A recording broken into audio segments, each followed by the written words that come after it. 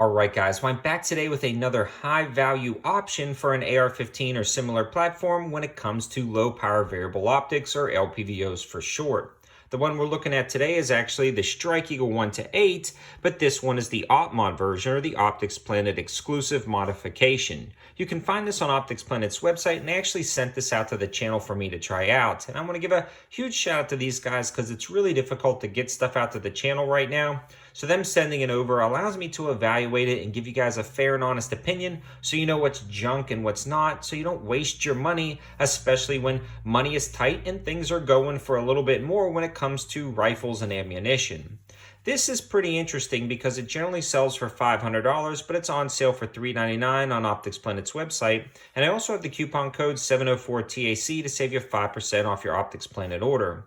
With that being said, it's actually in stock and ships in 1 to 4 days at the time of making this video, so that's good as well. You don't have to wait a ton of time.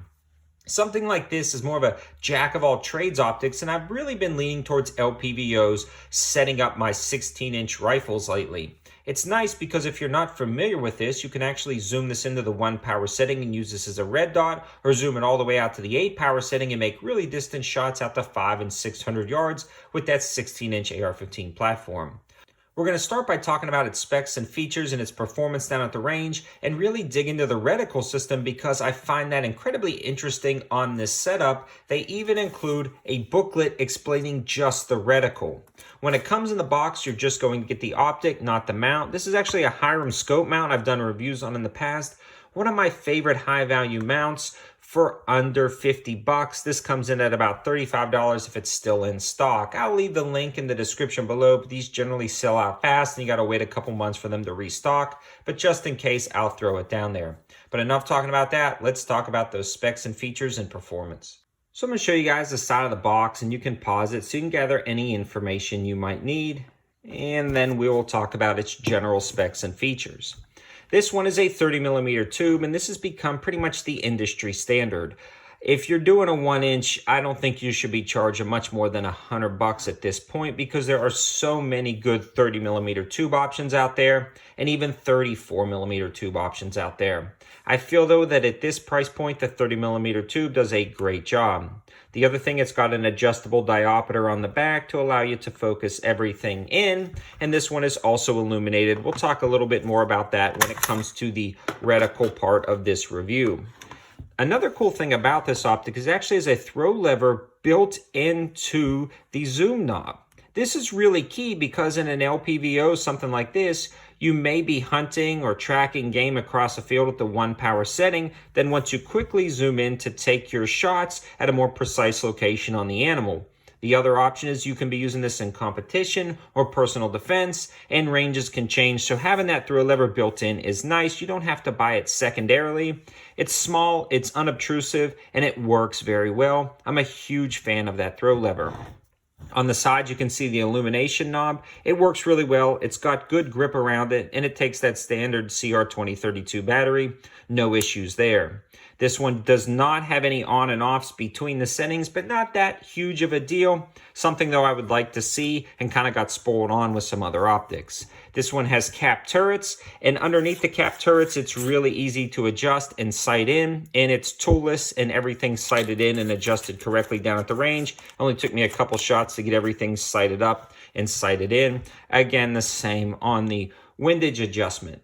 Now, I don't mind the cap turrets on here. In fact, I actually like them because of the reticle selection on this optic. Generally, if you're just running a dot or a circle dot or a post, I like to have exposed turrets because you're going to have to dial up and dial down for windage. I'm going to give you a sneak peek at the optic, and you can see right there, it's got all of the windage and holdovers built into the reticle itself, so you shouldn't have to adjust this on the fly. So having cap turrets is going to protect your optic a little bit better from them being bumped, moved, or water seeping in. And this is also shockproof and waterproof, another nice touch. Before we dig too far into the reticle though, I do want to talk about the glass clarity, eye box, and eye relief. We're talking about LPVO optics, that's going to be key. A lot of times people really mess up on that eye box and eye relief, and what I'm talking about with the eye relief is how far your head is away from the optic. Some get so oddly specific that you can't really move your head up or down without the optic blacking out or the reticle disappearing. This one has a very generous eye relief, not just in distance away from the optic, but very much forgiveness between how far and how close you can put your head, which is really nice. Again, that carries over to the eye box, is what I call it. Up, down, left, right. As long as your head is generally behind this optic, it seems like you can pick up the reticle, and that's really key in a personal defense situation. You may be shooting in and around your home, in and around the vehicle, not get a stable hold or a cheek weld on the rifle, but you still want to see your reticle and engage your target, and this one allows you to do that. In fact, it's got one of the best eye boxes and eye reliefs I've seen in a scope in this price category. I absolutely love it. Now, with that being said, the glass clarity is also very nice for this price point. Have I seen better? Yes, I've seen better in Vortex scopes with the Japanese glass and some of their higher end models at the $2,000 price point, but this does an amazing job for everything you could possibly need, and anything else, in my opinion, is just a little bit extra to make your shooting experience better, but this has some amazing glass, again, for that sub $400 price point. With that glass comes a very nice reticle, and I'm going to pull out the booklet that they provide you. You can see this one has lead-in lines to direct your eye into that center CQB circle.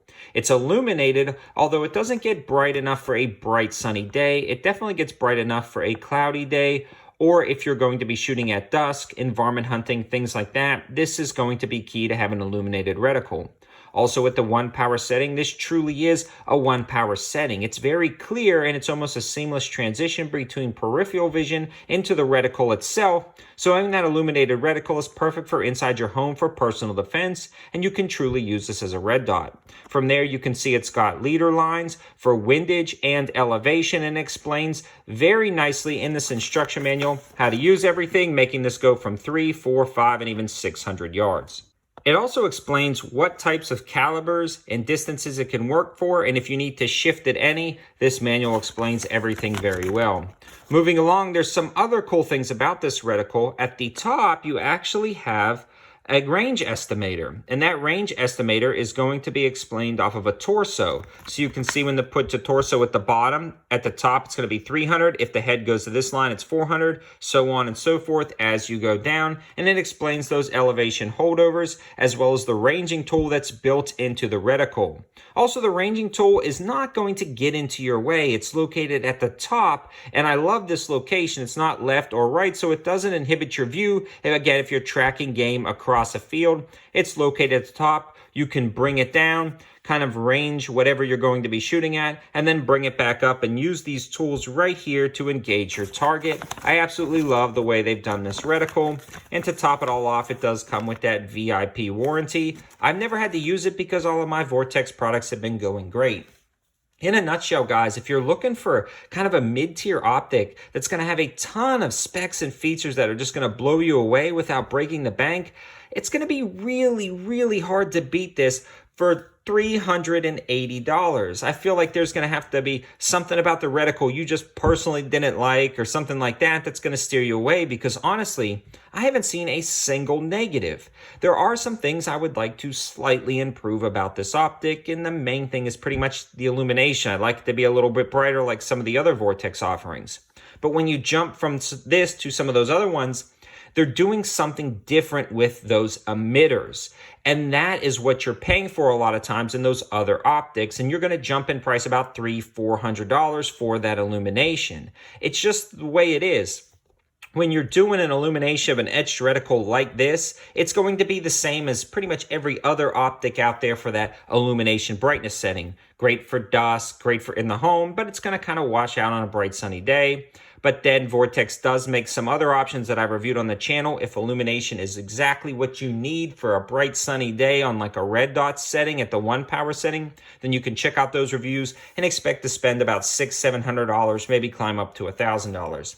But at the $380 price point, I don't think you can beat this. It's going to be permanently staying on this rifle, permanently staying in the collection. I absolutely love this scope, especially for the price. Again, all the information, coupon codes will be in the description below. Thanks for watching, guys. Have a good one.